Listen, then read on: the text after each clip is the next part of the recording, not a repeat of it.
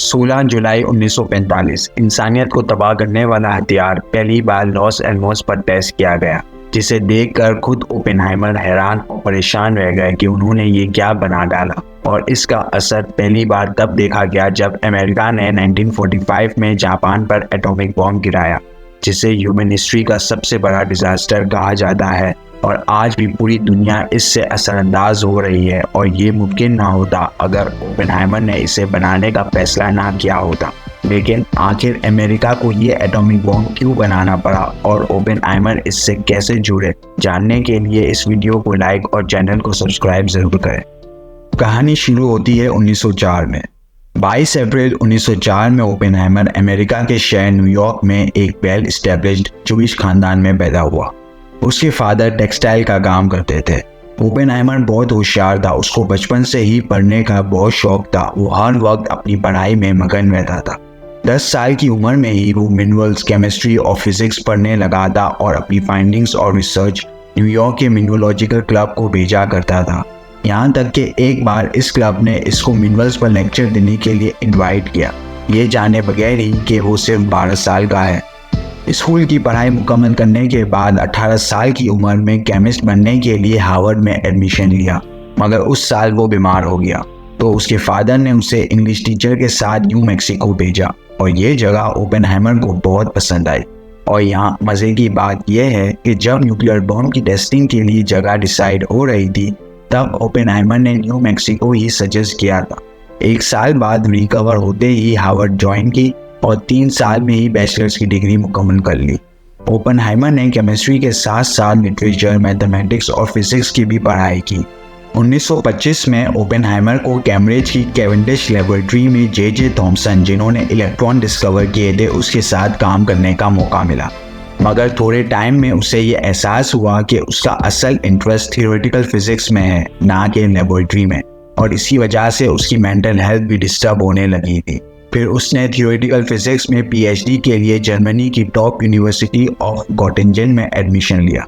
1927 में अपनी पढ़ाई मुकम्मल करने के बाद ओपेनहाइमर दोबारा अमेरिका आ गया और अपनी रिसर्च के साथ साथ यूनिवर्सिटी ऑफ कैलिफोर्निया में एज अ प्रोफेसर लग गया, जहां उसकी मुलाकात दुनिया के टॉप साइंटिस्ट और inventor of cyclotron Ernest Lawrence से हुई।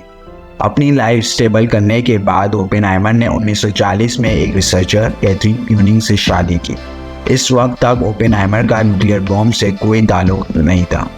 उस वक्त जर्मनी में हिटलर का दौर था, वो दुनिया पर राज करना चाहता था। उसने जर्मन साइंटिस्ट को न्यूक्लियर बॉम्ब बनाने के लिए कहा और 1938 में जर्मन साइंटिस्ट ने फिजन रिएक्शन पर अपनी रिसर्च मुकम्मल कर ली थी।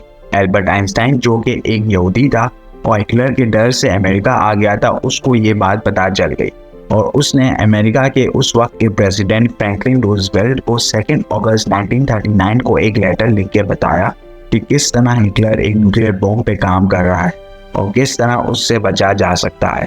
कहा जाता है कि अगर आइंस्टाइन ने ये लेटर नहीं लिखा होता तो अमेरिका को ये कभी पता ना चलता कि जर्मनी एटॉमिक बॉम्ब पे काम कर रहा है, और ना ही अमेरिका कभी एटॉमिक बॉम्ब बना। खैर, 1 सितंबर 1939 जर्मनी ने पोलैंड पर हमला कर दिया था।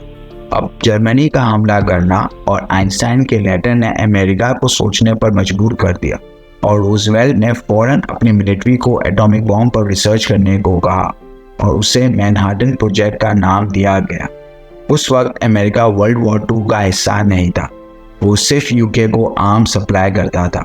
मगर यहाँ सोचने वाली बात यह है कि एल्बर्ट आइंस्टाइन, जिसने अमेरिका को न्यूक्लियर बॉम्ब के बारे में इन्फॉर्म किया था, उसे ही मैनहाटन प्रोजेक्ट का हिस्सा नहीं बनाया गया, क्योंकि यूएसए की मिलिट्री को ये शक था कि आइंस्टाइन एक जर्मन है और उससे इंफॉर्मेशन लीक हो सकती है। तो फिर उस वक्त के लेफ्टिनेंट जनरल ग्रूव्स ने ओपेनहाइमर को इस प्रोजेक्ट का हेड बनाया। मगर 7 दिसंबर 1941 में जापान ने अमेरिका के पर्ल हार्बर पर हमला कर दिया और फिर अमेरिका ने वर्ल्ड वॉर 2 में एंट्री ले ली और ओपेनहाइमर और उसकी टीम ने एटॉमिक बॉम्ब पर तेजी से काम शुरू कर दिया। इस टीम में साइंटिस्ट के साथ साथ 1,30,000 वर्कर्स की भी टीम थी और ओपेनहाइमर के कहने पर न्यू मैक्सिको में लॉस एलमोस की जगह को एटॉमिक बॉम्ब की टेस्टिंग के लिए तैयार किया गया। इस प्रोजेक्ट में 1945 में $2 अरब खर्च किए गए। यूएसए की मिलिट्री के लिए सबसे मुश्किल काम इस प्रोजेक्ट को खुफिया रखना था, इसीलिए यहाँ काम करने वालों को फेक नाम दिए गए थे और यहाँ कोई किसी को असली नाम से नहीं जानता था। यहाँ तक के काम करने वालों को खास इंस्ट्रक्शन दी गई थी कि वो इस प्रोजेक्ट से रिलेटेड कोई भी इंफॉर्मेशन किसी को नहीं देंगे, यहाँ तक कि अपनी फैमिलीज को भी नहीं, और उनको घर जाने की भी इजाज़त नहीं थी। इस प्रोजेक्ट को इतना सीक्रेट रखा गया था कि हाई गवर्नमेंट ऑफिशियल्स को भी इस प्रोजेक्ट के बारे में इल्म ना था। ओपेनहाइमर इससे पहले न्यूक्लियर फिजन पे काम कर चुके थे, जो कि एटॉमिक बॉम्ब में यूज़ होता है, एक ऐसा रिएक्शन जिसमें एटम्स को स्प्लिट करके हाई एनर्जी बनाई जाती है, और इसमें यूरेनियम 235 यूज़ होता है। अमेरिका के पास इस वक्त यूरेनियम काफ़ी मिकदार में मौजूद ना था और ना ही माइन करने का वक्त था, तो उन्होंने यूरेनियम की बजाय प्लूटोनियम यूज़ किया, जो कि यूरेनियम से भी ज़्यादा खतरनाक है।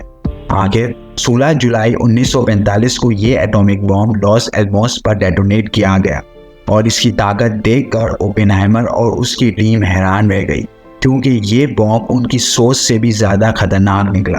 ओपेनहाइमर अपने इस काम से कभी खुश ना रहे, क्योंकि उन्होंने ऐसा कुछ बना दिया था जिससे पूरी इंसानियत को खतरा था, और तब उनके मुंह से ये तारीखी अल्फाज निकले जो उन्होंने बाद में कई बार कहे,